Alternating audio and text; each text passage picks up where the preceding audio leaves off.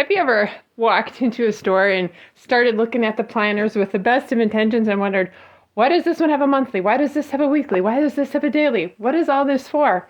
Today, I'd like to break down for you some of the best uses for the different layouts in planners so that you can use them to their full advantage as a tool to help you.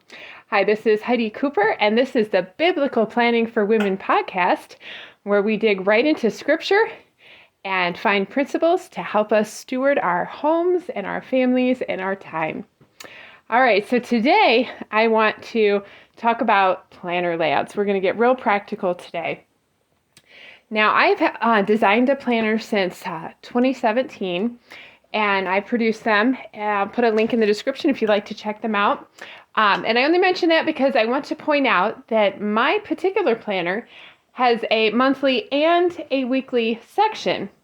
And I want to tell you why there's two different sections and how to best use them. So first of all, in the beginning, there is a monthly section. So you flip through those pages and there's going to be a 2-page spread for each month. And that is important because there's plenty of room, first of all. Second, I highly recommend that when you have a monthly layout in a planner, you save that for your hard and fast appointments, birthdays, anniversaries, that type of thing, rather than your daily, everything that you want to get done. So, for example, on my monthly layout, I'm going to have all the bills that are due that month, and so I can keep track of when they're paid, check them off, how much they were. And I also am going to put doctor's appointments, events, so I can put place and time right on the monthly layout. And then I can see my month at a glance really quick and see what is going on and make sure that I am not over committing, because that's the thing. It's not fun when it happens. So being able to see all the hard and fast stuff that I have committed to on one layout on a 2-page spread like that is super helpful to protect me from trying to do too much, tackle too much, schedule things at the same time. There's also a couple other important things you can do on the monthly layout specifically. Since it has all of the dates, it's easier, for example, when you're at a doctor's appointment and they're like, okay, your next appointment will be, 4 months out. You can actually see the dates. You know what day of the week it is. You know if there's anything else scheduled very quickly, rather than just taking their appointment card and then finding out that you've double booked. So having several months with the dates is super helpful in that regard, to make sure when you're scheduling things, you're being realistic and not double booking or overscheduling. And you also know what day of the week it's on, because I try to very much avoid scheduling anything outside the house on Fridays, because that's the day we tend to do more chores around the house. We're doing more food prep so that we'll be able to rest on Shabbat, which is the next day. So unless there's no other option, I'm not going to schedule a doctor's appointment on a Friday if I can help it, just to protect that space for prepping for Shabbat. Another very handy thing you can do with the monthly, again, because it's dated, you can keep track of your cycle. I know when I was a teenager, when I was, when you're first learning how to track your cycle, they teach you how to circle the days in your calendar for your actual period. And that is, it's still a super helpful thing to do, to track it right there. To circle it, and if you're following the Old Testament NIDA laws that tell you to refrain from intimacy for 7 days during your period, then you can actually, circle those 7 days, and then you know that those are a no day. But no one else knows that that's what it is. It's just circled dates. So it's very discreet, but you can keep track of things that way. So those are some things that I recommend that you use a monthly layout for specifically. But as you can see, just having a monthly layout, unless you're just not really that busy, it can definitely have its limitations. There's just not enough space to keep track of all the little details that we are expected to keep track of. So that's why in the planner I use, it also has a whole weekly section. So for every week of the year, there is also a 2-page spread. And I leave these undated when they're printed. And then as part of my getting set up for the next week routine, which I do either Fridays or Sundays, I put in the dates. And the first thing I do is I check my monthly and I transfer all those hard and fast appointments from my monthly and put it in the weekly so that I know I have to work around those. Oh, and just to back up a bit, my weekly and a lot of weekly layouts that you'll see out there, each day has a long column. Some you'll find where they have more of a sideways box, which can be helpful, but the way my brain works, I kind of like the column because a lot of times it's just like a running to-do list or a menu or something. And so the column actually works better for that kind of form of thinking and writing. So each day has a column, and then there is space along the bottom just for a running list or notes. And so I meant to have my planner in front of me, but I just want to throw some ideas at you of what you can put on the weekly page to help you keep track of things as optimally as possible. I happen to be recording outside, so I don't have my planner today. Okay, so you have a column for each day. The first thing you do is when you're setting up your week, put in the date for the dates for the week, and then transfer all those hard and fast appointments or events into the weekly layout. And if you're picturing the column in front of you, and I will link to my planner so you can see the page layout to see what I'm talking about. I kind of break it up into the day's chunks. If there's appointments, for example, I'll have kind of a morning, afternoon, evening chunk. So if I know, for example, last night we went and picked up some new sheep to add to our flock, but it was after dinner, so I put that down towards the bottom of the column, so I knew that was happening in the evening. It wasn't a specific time, but I knew that was the chunk of the day that it was going to happen in. So lay out the things that you have commitments for. Another excellent use for the weekly column is your daily to-do list. We all have them, like, okay, I need to make sure that I pay some bills today. I have this phone call I need to make. I need to work on this order.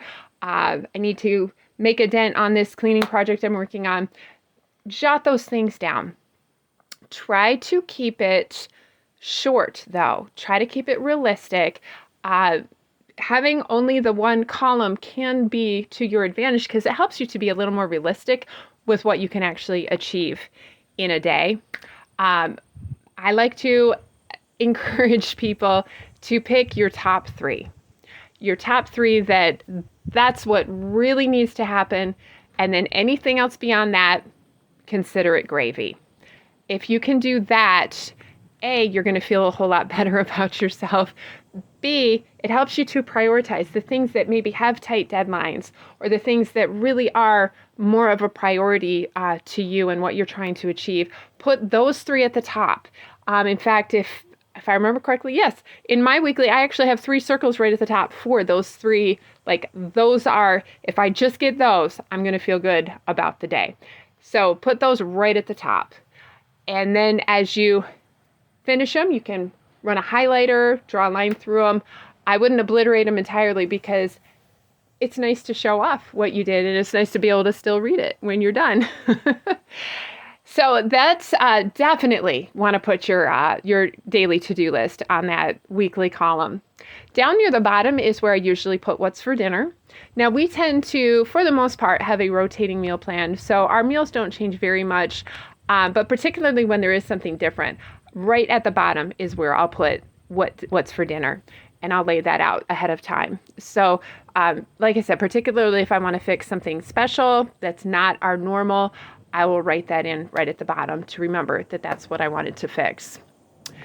There is also a lot of, I just write things down on the weekly and I just put it wherever it fits. Like if I get a phone number from someone that I only have my planner handy, I will write it in there to remind me, oh, I need to call this person, here's the phone number, or I need to research this product, I need to find a good price for it online. I will write that in.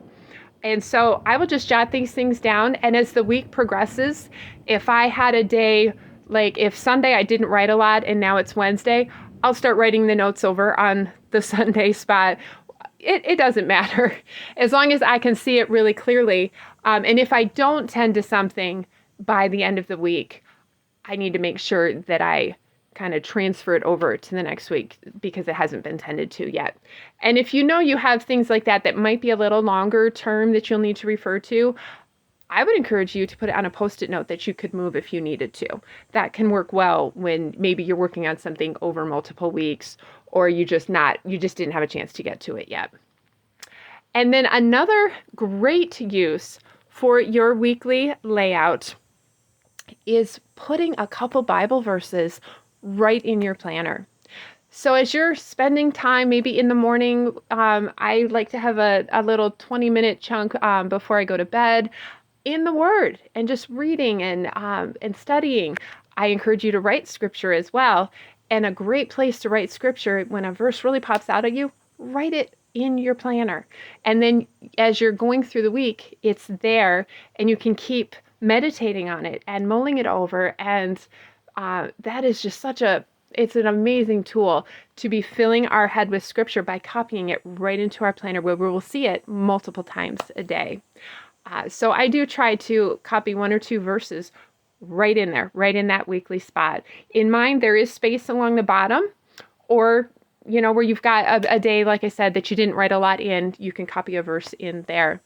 So I just want you to get a grasp of planners. Again, they're meant to be a tool. They're meant to be open-ended and flexible and work for what you need.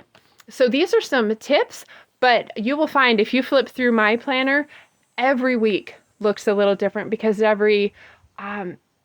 need different things at different times and I'm writing different things down. So because it's just why it's open, you don't have all this I've seen a lot where it's like calls to make, emails to write, and it's so specific. Mine is just big columns. And the idea being you can use it the way you need to that week. That's what you want in a planner, is the ability to adapt and flex and work with the season you're in and just what that week is throwing at you. So these, I hope, are some helpful tips to help you use those layouts, the monthly and the weekly layouts, more effectively as you're working to steward and use wisely the time that we've been given. I did not have a chance to look it up, so if you can look up this verse, copy it in your planner, the one that says, "Teach us to number our days." We have a limited time to build the kingdom, to build our families, to build this life that we have been given. We want to use it wisely. Teach us to number our days. And a planner is a great way to do that. Okay, if you need a little more help with your planning and getting things set up and some tips on how to plan more effectively, I have a biblical planning starter kit for you to download. There will be a link in the description for you to go ahead and get that. It has some handpicked podcast episodes. There's an ebook in there and a couple other things for you to use to get started in planning biblically. And if you're listening on Apple, I would love if you took a minute to leave a review. That will help other women to find the podcast. Share it with your friends so they can listen too. And I will see you next week in our next episode of Biblical Planning for Women. Thanks.